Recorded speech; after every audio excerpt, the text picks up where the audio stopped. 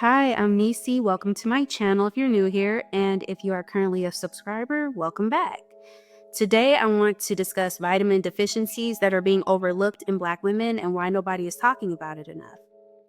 If you have ever been exhausted all the time, you may have heard somebody tell you you just need more sleep. Or maybe your hair is thinning, your mood feels off, your muscles ache, your brain feels foggy, and every time you bring it up, somebody says it's stress, hormones, motherhood, aging, or just life. And yes, sometimes it is stress, but sometimes it is something much more basic than that. Sometimes your body is literally nutrient deprived and nobody is catching it. What I've been noticing more and more is that there is a conversation missing when it comes to Black women's health. And that conversation is about vitamin and mineral deficiencies that are either underdiagnosed, overlooked, or normalized until they become severe. Because the truth is, a lot of Black women are walking around functioning in deficiency and calling it survival. Today, I want to talk about some of the most commonly overlooked vitamin deficiencies affecting Black women, why they happen, why they're missed, and why this deserves way more attention than it gets.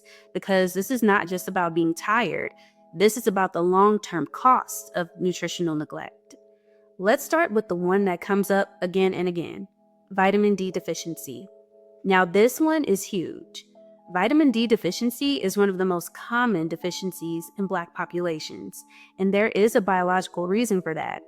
Melanin reduces the skin's ability to synthesize vitamin D from sunlight. That means darker skin naturally requires more sun exposure to produce the same amount of vitamin D as lighter skin. And yet, most healthcare conversations still treat vitamin D recommendations as if everybody processes sunlight the same way. That makes no sense. Research has consistently shown that Black adults in the United States have significantly lower measured vitamin D levels than white adults.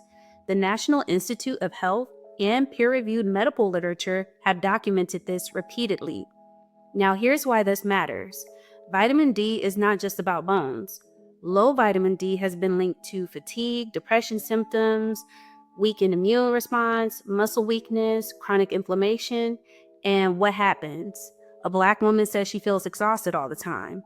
Then she's told you're overworked, you need rest, or you're just stressed. Meanwhile, her vitamin D is critically low, and that is not minor. That affects every system in the body. And because fatigue is so normalized in Black women culturally, deficiency symptoms get absorbed into this narrative of strength.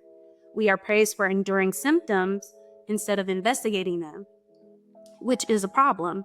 Now, let's talk about iron. Iron deficiency is another major one, and honestly, this one gets minimized far too often. Black women are at elevated risk for iron deficiency for several reasons: heavier menstrual bleeding, uterine fibroids, pregnancy demands, postpartum depletion, chronic inflammation affecting absorption, and fibroids alone deserve their own separate conversation because Black women are disproportionately affected by fibroids and often experience them younger and more severely. If you are losing excessive blood monthly, your iron stores can deplete slowly over time without obvious warning until suddenly you are exhausted climbing stairs. Symptoms of iron deficiency can include dizziness, shortness of breath, brittle nails, hair shedding, heart palpitations, severe fatigue, and what's wild is that many women are told their labs are normal because standard panels often fail to assess ferritin thoroughly unless specifically requested. So someone can technically not be anemic yet still have depleted iron stores. Low ferritin before anemia still causes symptoms, and many women are living in that gray zone. Then there is magnesium. Magnesium is one of those nutrients nobody talks about enough, but it affects hundreds of biochemical reactions in the body. Magnesium plays a role in nerve function, sleep regulation, muscle relaxation, blood sugar balance, blood pressure control, and low magnesium can look like anxiety, insomnia, migraines, muscle cramps, restless legs, heart rhythm irregularities. Now, imagine how many Black women are experiencing chronic stress, poor sleep, and muscle tension, and nobody is connecting that to possible mineral depletion. Instead, we normalize burnout.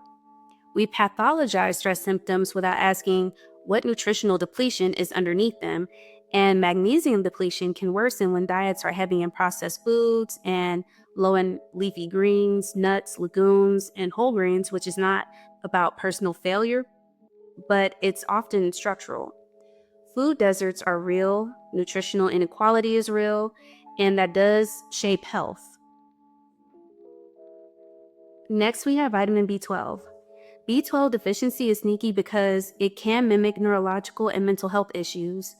Low B12 can cause brain fog, numbness and tingling, memory issues, fatigue, mood disturbances, and because these symptoms overlap with anxiety, depression, or chronic stress, people often get treated for the symptom and not the root cause.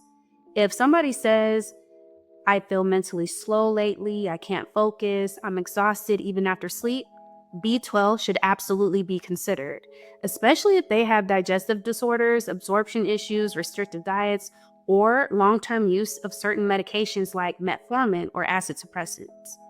And let's talk briefly about folate too. Folate is essential for red blood cell production and reproductive health. For women in reproductive years especially, low folate can affect fertility health, pregnancy outcomes, cell repair, energy metabolism, and if a woman is pregnant or trying to conceive without adequate folate status, that becomes a serious public health issue. Now, here's the deeper issue beneath all of this. Why are these deficiencies being overlooked in Black women specifically? Part of it is biological variation, socioeconomic access, and also systemic dismissal. Black women's symptoms are often underassessed, underinvestigated, and attributed to lifestyle before proper testing is done. And that pattern exists across healthcare. And when nutritional symptoms are subtle, they are even easier to ignore. A woman says, I'm tired. A doctor may hear stress instead of asking, what are her ferritin levels, vitamin D level? What's her B12 status? How is her menstrual history? Does she have fibroids? That difference changes lives. And let me say something else that is very important. Not every symptom is a deficiency, and not every deficiency should be self-diagnosed from TikTok. Please do not hear this and start randomly megadosing supplements because overdosing certain vitamins can be harmful too. What should happen is proper blood work, physician-guided interpretation, individualized treatment, because that is the responsible route. What Black women especially need is proactive preventive care, not reactive medicine after collapse. There should be routine conversations around annual nutrient screening, ferritin checks, vitamin D monitoring, menstrual blood loss assessment, nutrition counseling, and honestly, this is where education becomes power. Because if nobody tells you fatigue is not normal, you may spend years adjusting your life around symptoms that were treatable. And let's also be honest about how culture contributes. Black women are socially conditioned to push through discomfort, to work through fatigue, to keep showing up, to dismiss pain. So deficiency symptoms become background noise, and that normalization delays diagnosis. If your body is constantly whispering, I'm depleted, and you keep overriding it, eventually it stops whispering and starts forcing shutdown, like burnout, illness, and chronic dysfunction. So, what should women actually do? If any of these symptoms sound familiar, persistent fatigue, hair thinning, weakness, dizziness, mood shifts, muscle aches, brain fog, ask for blood work, and not vague blood work. Specific labs like vitamin D, ferritin, CBC, B12, folate, magnesium if indicated. Know your numbers because vague reassurance is not enough. And one last point before I close. Nutrition is not just about eating healthy. You can eat regularly and still be deficient. Absorption matters. So does hormones, inflammation, and medical conditions. This is why nuanced healthcare is so important. And this is exactly why conversations like this matter, because too many Black women are being told to normalize depletion. And I think we need to stop doing that. If you've ever found out you had a deficiency after being dismissed, or if you've dealt with symptoms nobody took seriously, I really want to hear your experience in the comments because these conversations help people realize they are not imagining what they feel. And honestly, that awareness alone can change somebody's life. If you enjoyed this video, please like, comment, and subscribe, and also share with somebody that may resonate with this content. Thanks for watching. Take care.